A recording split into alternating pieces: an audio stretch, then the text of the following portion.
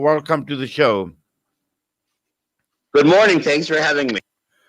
Right, Professor Halper, this latest move, obviously, in terms of planning to build a further settlement units in occupied East Jerusalem, is now creating a lot of discussion, a lot more debate, but also a major cause for concern for Israel. And we know under the Trump administration, he turned a blind eye to settlement construction, but was now with Joe Biden, as the president-elect of the United States of America. What are some of the issues that one can actually expect with a Biden presidency, particularly on this aspect of settlement construction?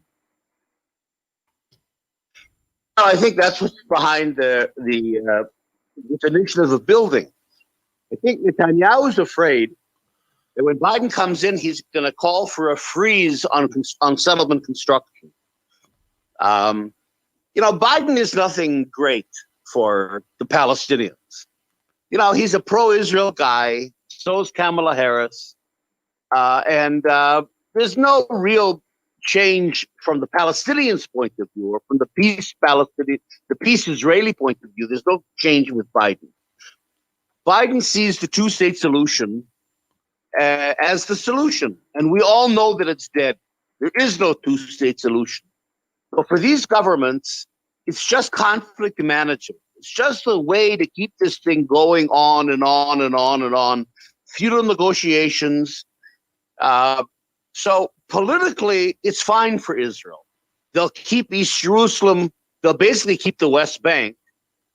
But in order to give the two-state solution some credibility, Biden will have to call for a settlement freeze. And that's what Netanyahu's afraid of.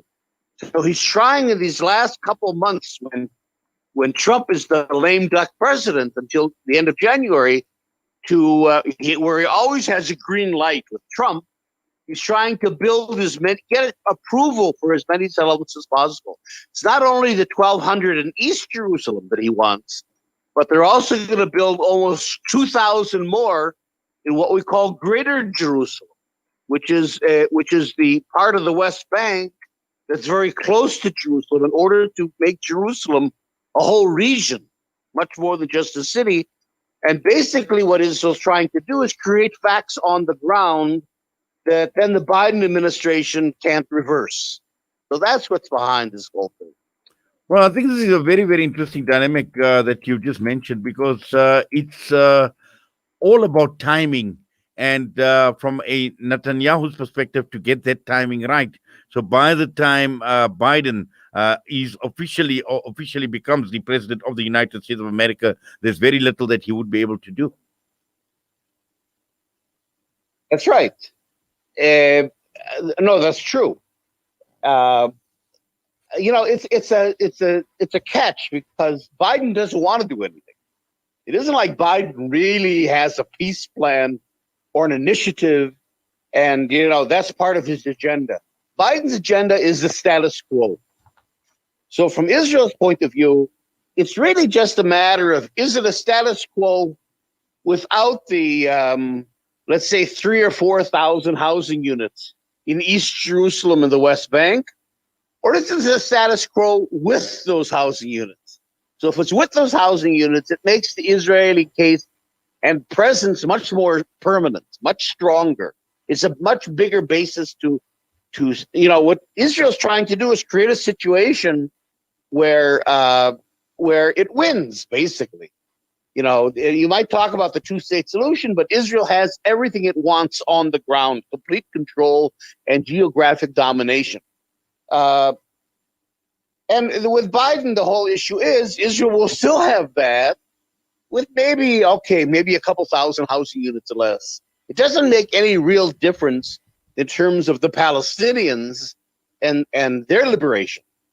It's just Biden is just a kind of a version of Trump in a way. Trump was over the wall in terms of giving Israel whatever it wants to, but Biden is not going, even if he frees settlements, Israel has enough settlements, enough housing units. It doesn't enough control. It doesn't really need that much from Biden, and Biden's not going to go beyond that in any way.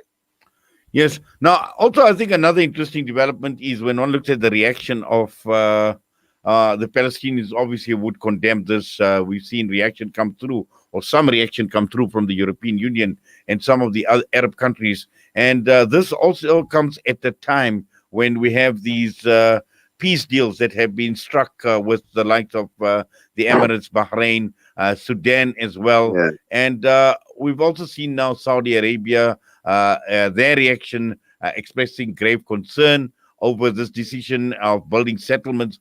But at the same time, and as you pointed out, that if there is no two-state solution, Saudi Arabia condemning, rejecting the move, saying that this would undermine the two-state solution and affect peace efforts in the region. I know, but this two-state solution is just a mechanism. It's just a slogan. It's just a way to keep this whole thing going without resolving anything. So Israel doesn't care. Israel is willing to negotiate for another 100 years.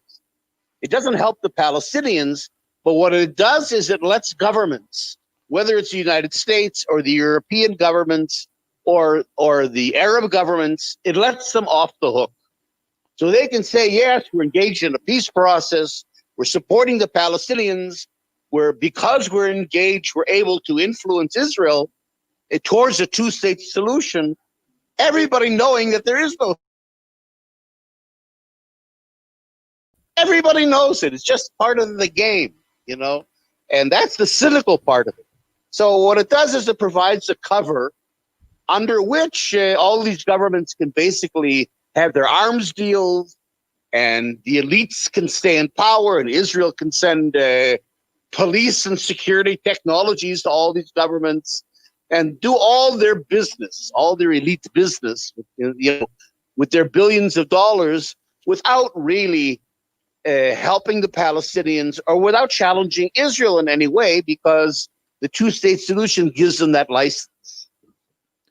Well, definitely. Now, also, Professor Halper, when one looks at the way these settlements are going to be coming up, and this is important for us to understand, because we know that a lot of Jerusalem is already blocked off from the West Bank with checkpoints, separation barriers, and the like as well. But these are sensitive areas on the east of Jerusalem, and this obviously has a potential, because they're so highly sensitive, to escalate, all forms of resistance. And this area in particular, and I'm hoping I pronounce it correctly, Jivat Hamatos, a highly sensitive area.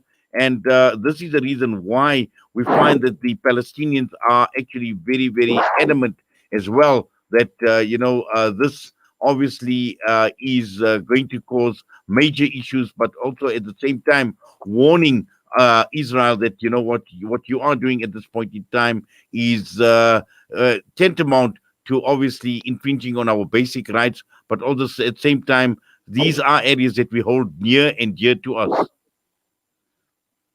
Yeah, but that doesn't matter to Israel. Who cares?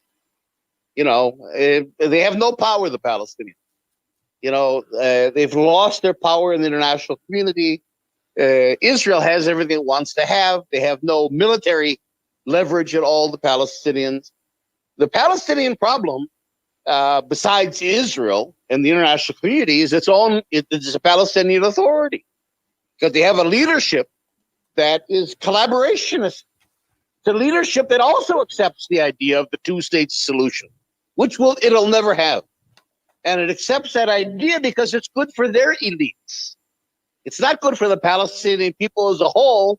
But I don't think, to tell you the honest truth, Abu Mazen and the PA people care about the rest of the Palestinians so much. They're also playing the same game. So what has to happen, and I'm a part of that, is a grassroots movement has to emerge of a one-state solution. We have to begin to move to a political solution that's new and that understands that we're never going to separate Jerusalem from the West Bank. We're never going to separate the West Bank from Israel. That we're really talking about one. If Israel's done anything, it's created one country. Now, it's one apartheid country where Israelis dominate Palestinians, of course. And that's what we have to change. We are not going to go to separate. We're not going to go back to somehow the Palestinians get East Jerusalem and we get West Jerusalem. That's not going to happen. We have to accept the fact that this is one country. It's an apartheid state, really in every sense of the word. And our task is then to end apartheid and create one democratic state for everybody, rather than chasing this chimera of a two-state solution that just doesn't exist. So it's the Palestinian leadership that's failing their own people as much as the Israeli and international leadership is protecting and advancing Israeli interests. You're simply not going to separate anymore Palestinian areas from Israeli areas. We have to go beyond that and talk about one democratic state for everybody. Well, Professor Halper, I must say thank you very much, as always, for your time with us here on Salam Media. We wish you all the best, sir, and please take care. Okay, thanks for having me on.